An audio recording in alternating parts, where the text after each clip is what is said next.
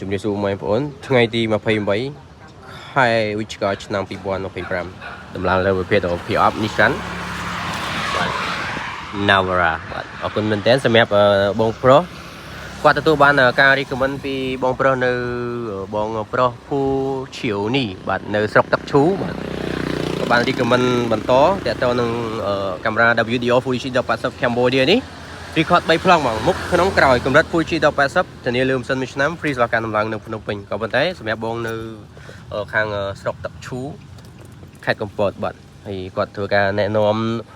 បន្តតទៅនឹងការដំឡើងហើយអរគុណតែសម្រាប់ការខំហ្មងហើយការដំឡើងទៀតសោតគឺអត់មានការកាត់តទេប្រភេទកាមេរ៉ាផ្ទុយវរៃបែបនេះគឺអាចឃើញបានជាប្រភេទកាមេរ៉ាបង្កប់ខ្សែបាទឥឡូវបងគាត់ពងរៀបចំបញ្ចប់ហើយការងារហើយការដំឡើងទៀតសោតគឺស្អាតបងបាទហើយសម្រាប់បងមានតម្រូវការអាចទៅបាន PWD Full HD បាទfrom Cambodia បាទសូមអរគុណសម្រាប់បងប្រុសខាងទឹកឈូបាទគាត់ធ្វើការណែនាំបន្តនៅខេត្តកំពតអរគុណ